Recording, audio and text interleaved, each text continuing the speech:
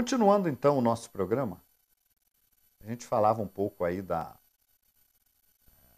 dessa fase em que Israel perde dentro da comunidade que cria em Yeshua, e os que não creram também em Yeshua passam a sofrer perseguição por causa da fé. E que então, a partir dessa época, se declara a substituição de Israel como nação sacerdotal. E muitas coisas, obviamente, foram criadas para defender isso aí, que Israel não era mais a nação sacerdotal. Passou para essa instituição religiosa ali de Constantino o papel de nação sacerdotal.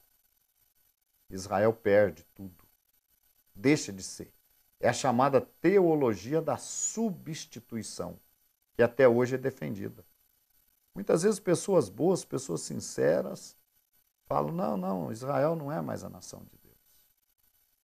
Israel não é mais a nação sacerdotal. Agora somos nós é que somos, nós é que... Agora vocês analisem comigo uma coisa. Deus fala em Jeremias 31 a 34, que ele ia renovar a aliança.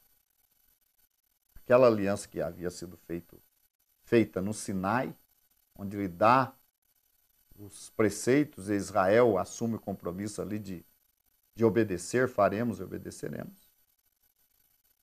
A nova aliança, ou a aliança renovada, seria a renovação daquela primeira aliança, que ao invés agora de estar escrita nos livros, estaria ou seria escrita nos corações, através, obviamente, da ação de Ruach HaKodesh, do Espírito Santo. Então, aqueles mandamentos dados no Sinai seriam internalizados no coração das pessoas. Então, uma fase melhor, obviamente. Eu falava com vocês no programa anterior que na época de Yeshua, Israel vivia muito mal espiritualmente. Tanto é que aparece lá Yohanan, João Batizador, pregando o arrependimento para o povo, chamando de raça de víboras e convidando para produzir frutos dignos de arrependimento. Uma fase espiritual muito complicada para Israel, quando Israel estava, de alguma maneira, compromissado com Roma e abandonando sistematicamente o cumprimento da Torá. Então, Deus faz uma nova aliança, aparece Yohanan pregando o arrependimento, fazendo a Tevilá, ou o batismo do povo para perdão de pecados, e forma-se ali no meio do nosso povo uma grande comunidade, que não é outra religião, quero repetir, que é a mesma religião judaica, porém, numa obediência mais aprimorada da Torá e crendo na figura de Yeshua como o seu Messias. É claro que a expectativa do povo nos dias de Yeshua era que ele imediatamente ocupasse o trono de Davi e começasse o reinado. Que ele libertasse o povo de Israel naquela época do domínio romano e que ele ocupasse o reino. Só que se isso ocorresse, digamos que isso ocorresse naquela época, Yeshua estaria assumindo apenas o governo local, o governo apenas do Estado de Israel. Se isso ocorresse naquela época. Mas não era para assim acontecer.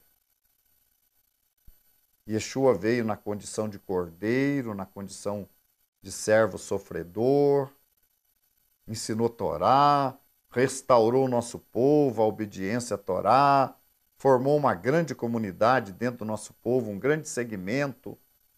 Como eu falei em programas anteriores, muitos sacerdotes da época, multidão de sacerdotes, se uniram nessa nova comunidade. Então, a comunidade é realmente cumpridora da Torá. Mas ele não estabeleceria o seu reino naquela época.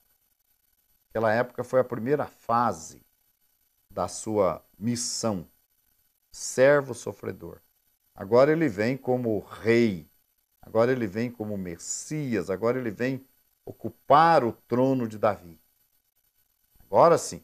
E de acordo com os nossos sábios, os sábios modernos, se espera também esse mesmo Mashiach que nós esperamos, glorioso, vindo das nuvens, com poder, ocupando o trono de Davi, é esperado também pelo nosso povo. O que vai acontecer então é que quando venha Yeshua, ele se dará a conhecer a seus irmãos e ele será reconhecido como Mashiach. E é o mesmo Mashiach que nós cremos hoje. Tá? Então Israel, então se crê hoje, em muitos segmentos, derivados daquele período de apostasia que aconteceu na época de Constantino, que entende que Israel deixou de ser a nação sacerdotal, mas não deixou. Por isso é que nós temos que retornar. Temos não, obviamente aqueles que querem, aqueles que amam a palavra do Eterno, aqueles que querem, que buscam por uma fé ligada à fé judaica, como era originalmente, façam esse retorno. Esse é o objetivo do Or Teshuvah, do nosso programa, é ajudar aqueles que querem retornar às suas raízes judaicas do primeiro século. Bom, gente, nós vamos ver uma coisa importante, é que Deus não rejeitou o seu povo. Paulo fala assim, Deus não rejeitou o seu povo. Ah, mas Israel pecou. Eu ainda quero oportunamente, se Deus nos conceder, trazer um estudo para vocês. Eu já falei um pouco nesse estudo. Quem matou Yeshua? Se atribui isso ao povo judeu. E daí vem a razão do antissemitismo. Nós vamos provar que não. Aliás, as maiores atrocidades que se fizeram contra Yeshua foi feita pelos romanos, inclusive a crucificação. Se Yeshua tivesse que sofrer uma penalidade de morte pelo povo judeu, ele sofreria a penalidade da morte por apedrejamento e não por crucificação. Então, as maiores atrocidades feitas contra a pessoa de Yeshua foi feita pelos romanos, não pelos judeus. Ah, os judeus tiveram culpa? Sim. A cúpula que entregou ele na mão de Roma teve a culpa, claro que sim. Mas não todo o povo judeu. Não se pode atribuir ao povo judeu. Isso aí a gente vai entrar em mais detalhes oportunamente. Agora, veja bem uma coisa importante. O povo de Israel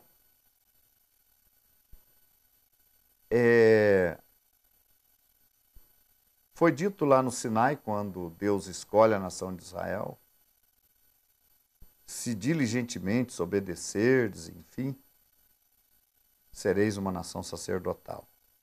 Se diligentemente ouvirdes a minha voz e guardardes a minha aliança, então sereis a minha propriedade peculiar dentre todos os povos, porque toda a terra é minha, e vós me sereis um reino sacerdotal e nação santa. E se Israel desobedecesse a Deus? Não seria, Avishai, motivo para Israel perder? Já que o senhor está falando aí que Israel não foi substituído, como se prega hoje, muitas vezes, Israel foi substituído por outro povo. Oportunamente eu quero até mostrar para vocês por que não se tem sucesso.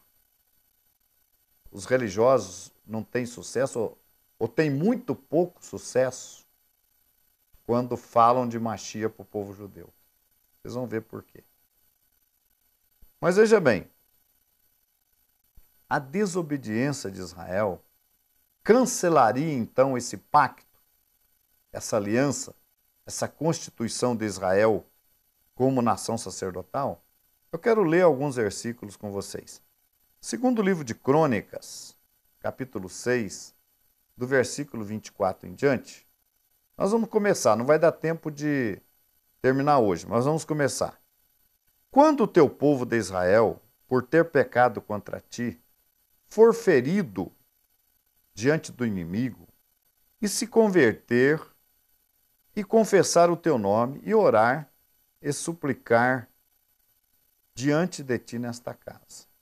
Veja bem, Salomão, na sua oração de dedicação ao templo, ele fala isso.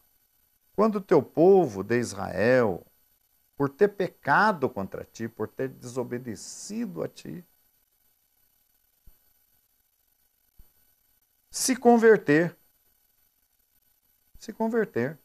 se arrepender e confessar o teu nome e orar diante desta casa. Diante desta casa e suplicar diante a ti nesta casa. Aí Salomão diz: ouve tu dos céus e perdoa o pecado do teu povo Israel e faze-o voltar à terra que lhe deste e a seus pais. Nós vamos ver no próximo programa mais coisas sobre esse importante assunto. Obrigado por ter estado conosco e continue nos assistindo. Shalom.